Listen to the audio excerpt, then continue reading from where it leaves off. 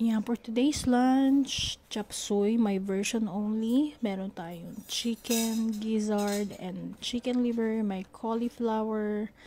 Meron din tayong sayote. Tapos, meron mini corn, bell pepper. Ayan, hiniwa ko dyan yung chicken gizzard. Tapos, yung chicken liver or yung atay. Ayan, mini corn and bell pepper. Ayan, meron din tayong repolyo. At syempre, naghiwa din ng sibuyas at saka ng bawang. Isang sibuyas tsaka mga 4 cloves lang ng bawang. Yan. Kasi konti lang yung gulay natin. Tapos, pinainit ko na dito yung kawali. Tapos, nilagyan ko na rin ng mantika dyan. Tapos, inuna muna natin gisahin or sangkutsahin yung chicken gizzard or yung balon-balunan, atay balunan. Ayan. Kasi matagal yan palambutin or matagal siyang lumambot kaya inuuna natin siya sangkutsahin.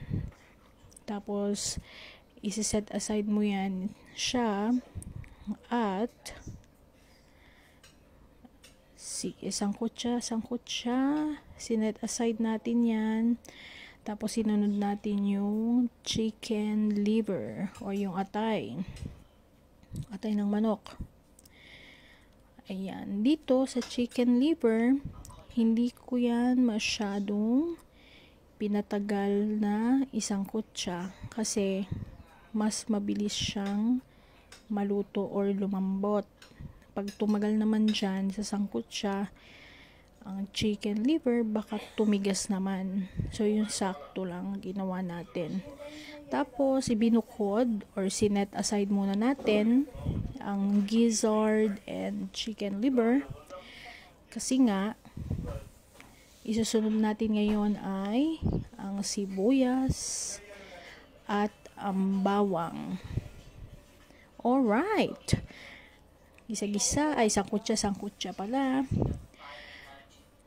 Ayan, syempre, bawang na ang next. Inuuna ko yung sibuyas kasi nga, yung bawang madaling sunog. O ayan, mga mini corn. Hala, sige.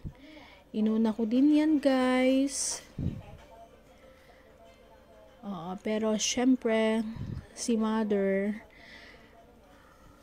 ang gusto niya kasi, pwede rin naman yon, kayo bahala. Gusto niya kasi sabay-sabay na rin daw lahat ng mga gulay. Okay lang naman. Ayan, sayote na yan. Isinunod natin ay sayote. Tapos, sangkot siyang konti. Sige. Okay. Sangkot siya na muna. Ayan. O, diva. O, may pagganong-ganon pa yan.